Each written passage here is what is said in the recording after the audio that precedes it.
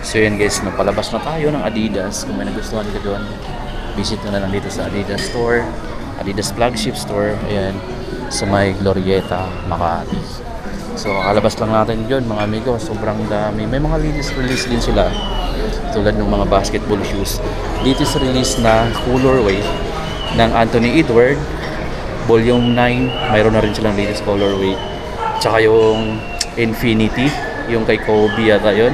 So may latest na sila doon na kulay, dalawa, brown, black. Pwede niyong bisitahin yung flagship store ni Adidas sa may Glorieta kung isa yun sa mga inaabangan mong sapatos. But ayan guys, no, dito pa rin tayo sa Glorieta. 8 PM na yata ngayon. Ikot-ikot tayo dito. Sobrang lawak kasi ng mall na to, di mo agad maikot. So kung may enough time ka, gusto mong mag-relax, gusto mong tumambay, maglakad-lakad tulad ng ginawa ko para ma-exercise na rin, ito yung isa sa mga puntahan mo kung gusto mong nasa loob ka lang din lagi ng mall. Kasi ang lawak nito guys, di mo maiikot lahat. Galing na tayo ng Nike. Nike pa rin yung nilabasan natin. So ito, Nike pa rin. Pupunta pa sana ako dun sa kabilang side, kaso parang nakakapagod na pumunta doon. Wala naman ang mapupuntahan na ibang sneaker store doon. Dito kasi kung dire-diretsuhin mo to, is papunta na siya ng Landmark, which is dulo na. Then wala naman na siya ditong masyadong mga tindahan, no? Kasi parang dead end na rin yung Landmark. So ayan, Landmark na yung nandun sa pinakadulo. Ang hanapin ko kaya dito is yung Glorieta, yung parang park nila. Pero gabi na rin kasi mga amigo eh. So ikot na lang siguro tayo. Dito tayo dumaan sa taas para mas makita nyo yung, or ma-appreciate nyo yung iba pa ditong view sa loob ng mall ng Glorieta pa rin. Ito, yan yung harap. Ito yung gitna, yung ceiling nila is ganyan. Diyan lagi may event. May Jollibee, may Starbucks, may Cinnabon, at iba pang store. Dito pa, meron dito. Tignan natin. Magbubukas pala dito yung On Cloud. Ayan, may On Cloud sila dito mag-o-open. On Cloud, yun sa part na yun. Tayo. May mga naglalarong bata dito. Dito mayroon ding event. Dalawa kasi yung parang space nila na ganito kalaki eh. So may event dyan. May event sa kabila. Tapos na tayong kumain ng sandwich sa Mott's Burger. Dito tayo sa may ground floor ng Glorieta. Mula dito is iikot ko pa kayo guys dito. Lawak ng ground floor nila. May magbubukas pa nga dito, oh, parang On Cloud.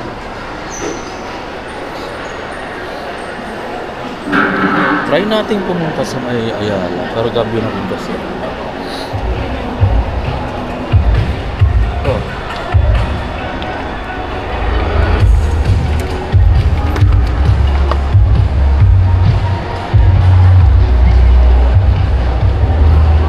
Ikot lang muna tayo dito.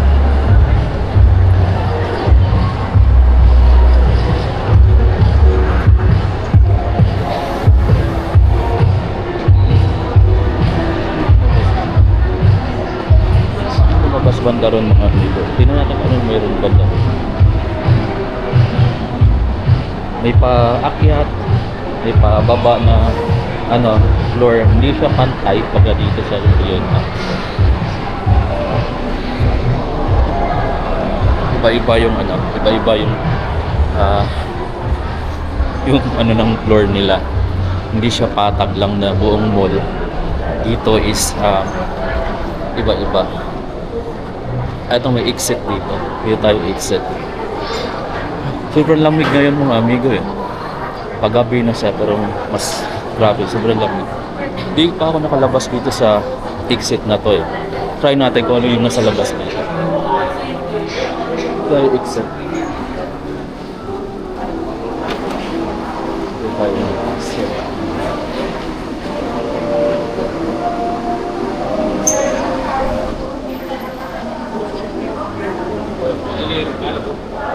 Saan ba yun? Yung exit pala na to, kung lalakarin mo, is paakyat din siya ng One Ayala Mall. Nasa harap natin. Tapos pwede kang umikot dito, punta doon sa kabilang side. Ito yung One Ayala Mall. O yan yun. Diyan tayo galing kanina, One Ayala Mall. Tapos kung bababa ka sa bandang escalator na yan, dito ka mapupunta rin. Ayos din. Ayan. So yun yung parang Connecticut mula One Ayala Mall to SM Ayala. Ito yung labas. Glorieta 4. Tapos pag lumabas ka dyan, Ayala Avenue na yan yata. Ayan, ang dami mga mataas na building. Tama pala mga amigo, kung saan tayo nanggaling, Glorieta 4. Nasa tapat lang pala niya yung Glorieta 5. Ngayon ko lang nalaman na magkaiba pala, hindi pala magkadikit. Tapatan pala siya. Ito siya, Glorieta 5. So, tingnan natin dito kung pwede tayong tumawid. Wala yata silang wala silang stoplight. So, pwede ka lang tumawid dito, hintayin mo na lang yung police, yung marshal. Tapos Rostans naman yun nandyan. Gusto kong tumawid dun sa may Ayala Avenue eh. So sa ngayon parang wala na masyado yung sasakyan. Ganun tayo tumawid dito eh. Hanggang maaari siya. Sira yung nila. Sira yung nila stoplight. So tapos mayroon ditong The Marketplace. Gusto mong tumawid doon sa mismong Ayala para makita mo rin. Dito hindi pa ako nakapunta dito sa Ayala, dito sa may Glorieta 5. May malawak dito na Uniqlo. Ayan o. Pero dito parang hindi ganun kamatao. Parang nakakatakot na dito guys sa part na to. Madilim na. Ano kayang meron dito? Gusto ko lang subukan. I hope na makita nyo pa rin ako kahit gabi na. Dito madilim na talaga to sa area ko. Mamaya change natin yung settings to super night mode.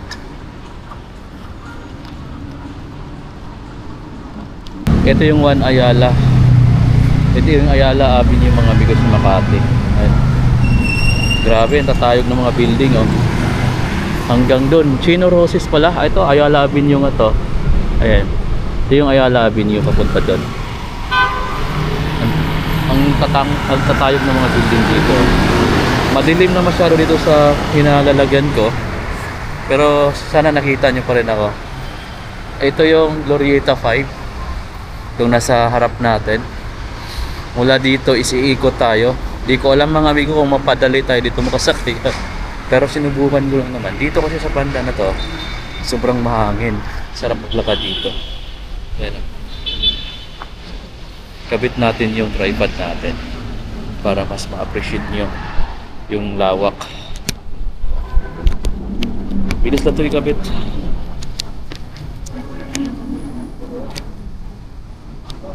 Yan guys, sobrang lakas ng hangin, sobrang sarap na feeling yung hangin. Kaso parang lumalamig na kasi galing ako sa loob ng mall, malamig po. Tapos naglalakad ako dito sa Ayala Avenue, nakalakas din yung hangin. Para ako dito nasa Baguio. Ayan, ganda lang alam. Ganda lang. Kasi Bitawiran Ayala Avenue, East Street. Starbucks, One Ayala. Ito na yung One Ayala. Pakonik pala siya ng Glorieta 5. So yung Glorieta 4 pala, yun yung lagi natin pinapuntahan. Tapos yung Glorieta 5 is dito. Problema ko ngayon, kailangan kong bumalik dun sa One Ayala para doon kasi yung way para makasakay ka sa MRT kasi nandun banda yung station. Nilakad ko lang naman ito para Para lang mayroon tayong idea kung ano yung mga katabi niyang establishment. Ito, Glorieta Fort.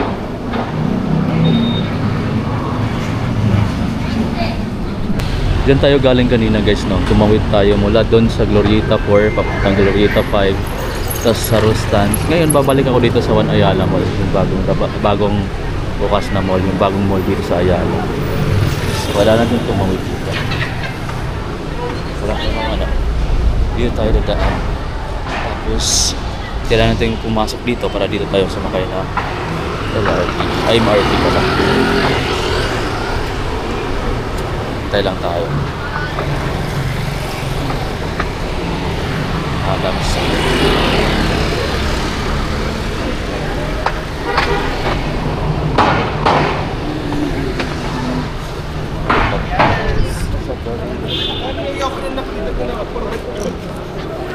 Ayan. Pagka sa gilid ka lang pala dumaan, so may makikita ka ditong mga coffee shop, tapos mga restaurant. Lakad tayo dito. Isa to sa mga parang first class na tapos madalas dito is mga mayayaman na pumunta dito. Di mo nga pamilyar yung pangalan ng restaurant na yun. Manduta. Kailangan kong bumalik sa MRT station. Lakad tayo. Dito sa nilalakaran ko, nasa ilalim tayo ng One Ayala Mall. Lawak ng area, no? Yes, no? Makikita niyo pa. Dito kasi pwede kang sumakay dyan ng mga FX, taxi, Grab. Pwede mong abangan dyan. Ito na tayo sa escalator, yung pinakita ko kanina. Dito tayo sasakay.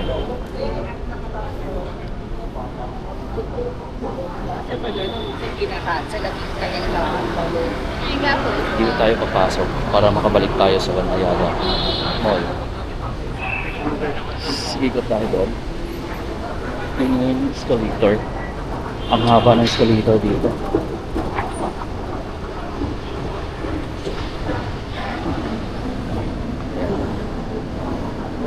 Pampatunaw ng kinakain natin kanina. Ang light lang naman ang kinain natin, pero hindi pa tayo makaakyat sa taas sa tunaw naman.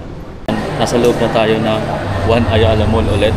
Then mula dito is mayroon na ditong exit din papunta ng MRT station, Ayala Station. 9 PM na guys, no? At marami pa rin tao dahil weekend kasi ngayon. Mas marami yung namamasyal pag weekend kumpara sa weekdays. Pag weekdays siguro walang tao masyado dito pag ganitong oras na. So ang biyahe naman ng train dito is hanggang 10 naman, 10 PM. So makakahabol pa tayo. Pasok na tayo sa train. Punta na tayo ng dito sa baba sa waiting area.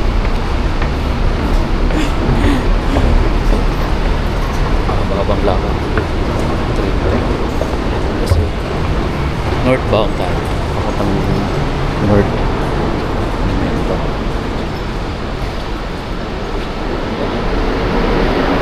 Alam ko maraming tao sa baba. Pagkaganit ng oras ng rush hour.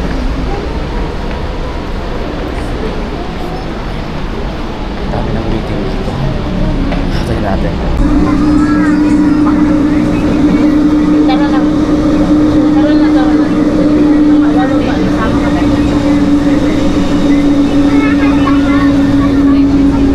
Main Road to the station.